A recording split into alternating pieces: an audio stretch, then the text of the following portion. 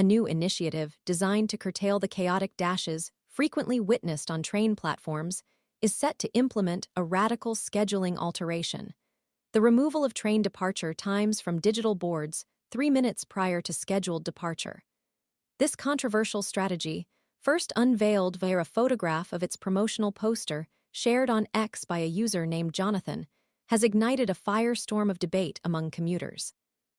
Jonathan's post, accompanied by the photograph, expressed his incredulity and frustration, stating, "This is so patronizing, good grief. We would prefer you missed your train than that you rushed to catch it. Who do you think is best placed to decide whether it's worth the risk and exertion to catch my train? You." This sentiment resonated deeply with numerous commuters, highlighting the perceived patronizing and controlling nature of the new system. Tony West, a regular commuter on the London to Didcot line, voiced a practical concern. "Doesn't this just mean everybody will run because they won't know exactly when the train will leave?" His comment underscored a potential unintended consequence: the very dashing the scheme aims to prevent could be exacerbated by the uncertainty surrounding departure times.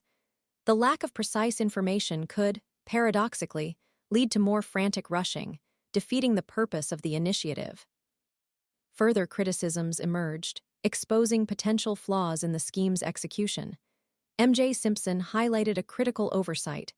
"So if you're booked on the 5:25 and you get to the station at 5:23, there will be no sign of the 5:25 on the departure board, even though it hasn't left yet. Have I got that right?"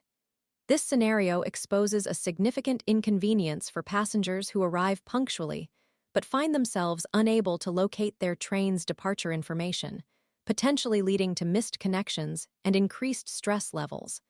This underscores the need for a more nuanced and user-friendly approach to managing passenger flow.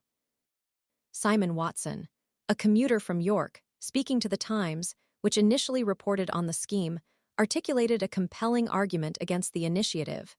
He explained, "The trains are every 30 minutes, and when I am heading home, which one I'm on can make the difference between being home for the children's bedtime or not. Whether I run for the train is my decision."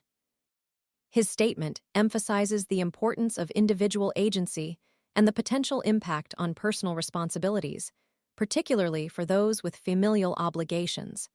The decision to rush or not should rest with the passenger, not with the railway operator dictating platform behavior.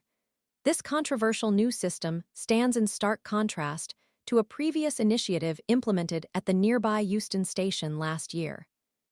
Chaotic scenes and persistent overcrowding prompted Network Rail to permit early boarding on certain services, a policy that currently allows passengers to board approximately 40% of Avanti West Coast services 20 minutes before their scheduled departure. This earlier boarding measure was a direct response to concerns raised by London Travel Watch regarding passenger safety and the dangers of extreme overcrowding. Despite this improvement, Euston Station remains a source of considerable frustration for many commuters, often described as a nightmare, even with the early boarding implementation. This context adds weight to the argument that a blanket removal of departure times is unlikely to effectively alleviate the underlying issues of platform congestion and passenger flow. The new scheme, therefore, risks trading one set of problems for another, possibly even worsening the situation through increased uncertainty and anxiety. The lack of transparency and the imposition of a system that restricts individual choices are key concerns fueling the ongoing backlash.